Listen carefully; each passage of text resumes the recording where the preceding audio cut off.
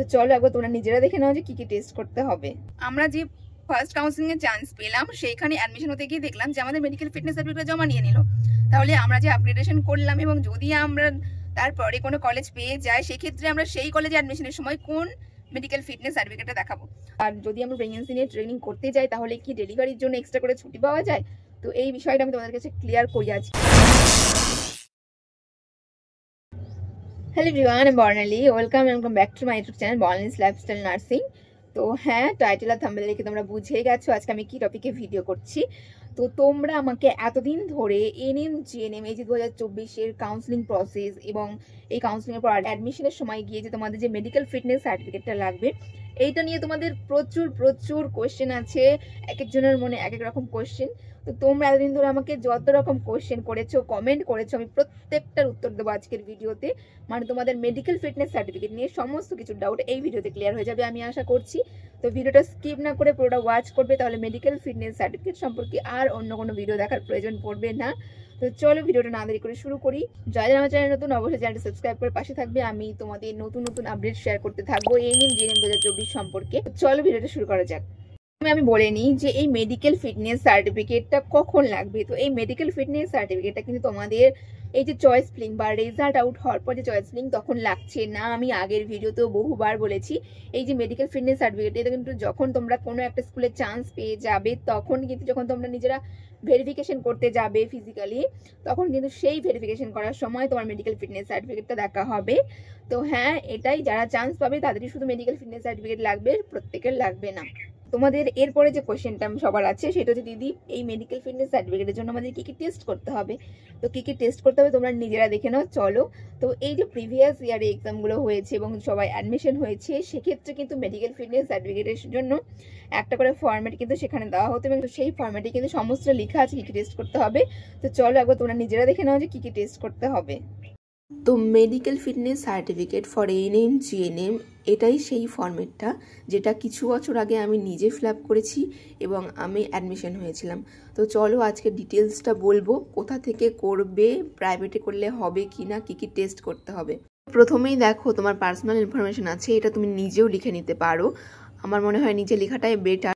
দেখো বেশি কিছু নেই, তোমার নাম, তোমার বাবার নাম, তোমার ডেট অফ বার্থ, তোমার প্রেজেন্ট অ্যাড্রেস এবং পার্মানেন্ট অ্যাড্রেস।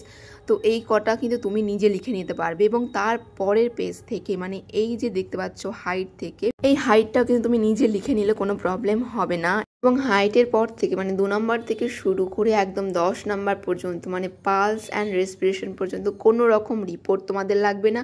শুধুমাত্র এই বিভাগে ডক্টরদের দেখাবে এবং এইখানে সেই ডক্টররা লিখে দিলেই কিন্তু হয়ে যাবে। এর জন্য এক্সট্রা করে কোনো রিপোর্ট তোমাদের লাগবে না।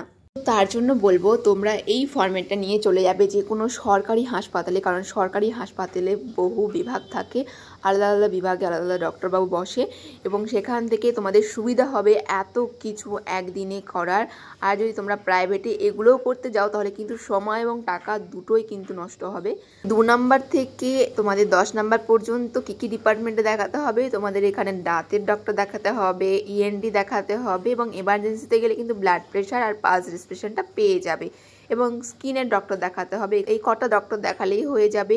এরপরে মানে 11 থেকে কিছু কিছু রিপোর্ট তোমাদের লাগবে। যেমন দেখো এখানে ইউরিন টেস্ট ফর অ্যালবুমিন আর সুগার বলেছে, তো ইউরিন টেস্টে তোমাদের একটা রিপোর্ট লাগছে। এরপরে দেখো 12 নম্বরে তোমাদের ব্লাড টেস্ট করতে বলেছে, এখানে অনেকগুলো টেস্টের নাম লেখা আছে, তোমরা শুধুমাত্র এইচবি হিমোগ্লোবিনটা করলেই কিন্তু হয়ে যাবে।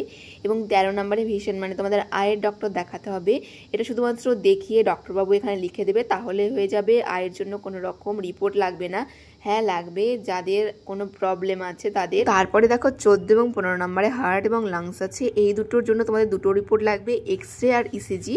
এবং তারপরে দেখো অ্যাবডোমেনের জন্য কিন্তু করা আছে, এখানে জাস্ট ইউএসজি করলে হয়ে যাবে, আর কিছু করতে হবে না। তাহলে তোমাদের এখানে রিপোর্ট কী কী লাগছে, এখানে তোমাদের ইউরিন টেস্টের একটা রিপোর্ট লাগছে, 2 নম্বর ব্লাড টেস্টের একটা লাগছে এবং একটা এক্সরে, একটা ইসিজি এবং তোমাদের একটা ইউএসজি লাগছে। ব্যাস এই কটা রিপোর্ট মাত্র তোমাদের লাগবে। আর বাদ বাকিগুলো শুধুমাত্র তোমাদের সেই বিভাগে যেতে হবে, গিয়ে ডক্টরকে দেখিয়ে লিখে নিতে হবে, তাহলে কিন্তু কমপ্লিট হয়ে যাবে তোমাদেরকে আমার একটা কথাই বলা যে এটা করতে হাইয়েস্ট 2 থেকে 3 দিন লাগবে। তো প্রথমে তোমরা যাও সরকারি হাসপাতালে, গিয়ে সমস্তটা করো, করার পরে যে রিপোর্টগুলো করতে দিচ্ছে সেগুলো তোমরা প্রাইভেট থেকে করো, তাহলে রিপোর্টটা তোমরা পরের দিনই পেয়ে যাবে। আর সেই যে রিপোর্টগুলোর কথা বললাম এগুলো যদি সরকারি হাসপাতাল থেকে করতে যাও তাহলেই কিন্তু টাইমটা বেশি লেগে যাবে। যদি প্রাইভেট থেকে করো তাহলে কিন্তু তোমাদের এইদিকে সরকারি হাসপাতালেরও কাজ কমপ্লিট হয়ে গেল, তাহলে শুধুমাত্র রিপোর্টগুলো পরের দিন নিয়ে তুমি আবার যাবে সেই হাসপাতালে গিয়ে যে ডক্টরবাবুরা লিখে দিয়েছিল যে টেস্টগুলোর জন্য তাদেরকে আবার দেখাবে এবং তারা এই ফর্মেটে লিখে দেবে ব্যাস। এবং সব শেষে এই যে ফর্মেটটা, এই ফর্মেটটাতে কিন্তু একজন MBBS ডক্টরের সিগনেচার প্লাস স্ট্যাম্প এবং ডেট লেখা থাকবে। তো এইটার জন্য তুমি এই যে রিপোর্টগুলো করলে এগুলো নিয়ে যে কোনো একটা ডক্টরবাবুর কাছে গেলেই কিন্তু তারা লিখে দেবে, কোনো রকম সমস্যা হবে না। তো তোমরা যেমনটা দেখলে কি টেস্ট করতে হবে আমি তোমাদেরকে বললাম। এই যে টেস্টগুলোর কথা বললাম এই সমস্ত টেস্টের কিন্তু রিপোর্ট অবশ্যই লাগবে। শুধুমাত্র এইটা নয় যে আমি যে তোমাদের ফর্মেটটা দেখালাম সেই ফর্মেটটা শুধুমাত্র ফিল আপ করে কোনো একটা MBBS ডক্টরের সিগনেচার প্লাস স্ট্যাম্প নিয়ে গেলেই যে মেডিকেল ফিটনেস সার্টিফিকেটটা হয়ে যাবে এমনটা কিন্তু নয়। এর সঙ্গে যতগুলো টেস্টের কথা তোমরা এই ফর্মেটে পেয়েছো সমস্ত টেস্টের কিন্তু রিপোর্ট অবশ্যই লাগবে।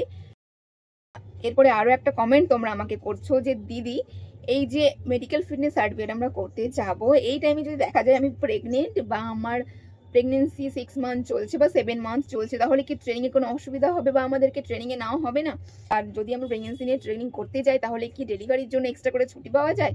তো এই বিষয়টা আমি তোমাদের কাছে ক্লিয়ার করি আজকে যে দেখো আমি যতদূর জানি ট্রেনিংয়ে কিন্তু প্রেগনেন্সি একেবারেই অ্যালাউ নেই। প্রেগনেন্সিটা কিন্তু তোমরা যখন জব পেয়ে যাবে ট্রেনিংয়ের পর তারপরে অ্যালাউ আছে, ট্রেনিংয়ে কিন্তু কোনো মতে প্রেগনেন্সি অ্যালাউ নেই। তার কারণটা তোমরা একবার বোঝো। এই যে তোমাদের ট্রেনিং পিরিয়ডে তোমাদের খাওয়া ঘুম ঠিক করে হবে না, সেখানে কিন্তু একটা প্রেগনেন্ট ওম্যান গেলে তার হেলথের অনেকটা এফেক্ট পড়বে। খাওয়া ঘুম কেন হবে না? তোমরা নিজেরা যখন ট্রেনিংয়ে যাবে তোমরা বুঝবে যে কতটা প্রেশার থাকে, পড়াশোনা, exam, assignment, practical exam, duty, প্রচুর প্রেশার। আর এত প্রেশার যদি কোনো একটা প্রেগনেন্ট মাদার নেয় তাহলে অবশ্যই তার হেলথের ওপর এফেক্ট পড়বে। প্রেগনেন্সিতে কিন্তু অনেক কিছু মেনটেন করে আমাদের চলতে হয়, হেলথের ওপর নজর রাখতে হয়, প্লাস আমাদের মানসিকভাবে ভালো থাকতে হয়। এই যে তোমাদের বললাম যে ট্রেনিং পিরিয়ডটা কিন্তু অতটা সহজ নয়। প্রথম মাস ক্লাস হবে, তারপর তোমাদের ডিউটি প্লাস ক্লাস করতে হবে এবং তারপর তোমাদের অ্যাসাইনমেন্ট থাকবে, এক্সাম থাকবে, প্র্যাকটিক্যাল এক্সাম থাকবে এবং এরপরে কমিউনিটি ডিউটি পড়বে, মানে তোমাদেরকে গাড়িতে করে অন্য জায়গায় যেতে হবে। তো এগুলো কিন্তু চলতে থাকবে 2 ইয়ার ধরে। তো এটুকুনি বলবো যে তোমরা যে কোশ্চেন করছো তার উত্তরে আমি বললাম যে না, প্রেগনেন্সি অ্যালাউ করে না এবং কেন করে না তারও কিন্তু আমি কিছু রিজন বলেছি। তোমরা হয়তো আশা করছি বুঝতে পারবে যে কেন প্রেগনেন্সিতে ট্রেনিং অ্যালাউ করে না। আর একটা কথা যেটা বললাম, অবশ্যই চাকরি পাওয়ার পর কিন্তু প্রেগনেন্সি অ্যালাউ করবে এবং তুমি তার জন্য ছুটিও পাবে অনেকদিন। তো এটাই তোমার কোশ্চেনের অ্যান্সার। তোমাদের আর কদিন পরে এই ডাউটটা হবে বা আমাকে কমেন্ট বক্সে কমেন্ট করবে যে দিদি আমরা যে ফার্স্ট কাউন্সিলিং এর চান্স পেলাম সেইখানে অ্যাডমিশন হতে গিয়ে দেখলাম যে আমাদের মেডিকেল ফিটনেস সার্টিফিকেট জমা নিয়ে নিল, তাহলে আমরা যে আপগ্রেডেশন করলাম এবং যদি আমরা তারপরে কোনো কলেজ পেয়ে যাই সেক্ষেত্রে আমরা সেই কলেজে অ্যাডমিশনের সময় কোন মেডিকেল ফিটনেস সার্টিফিকেটটা দেখাবো?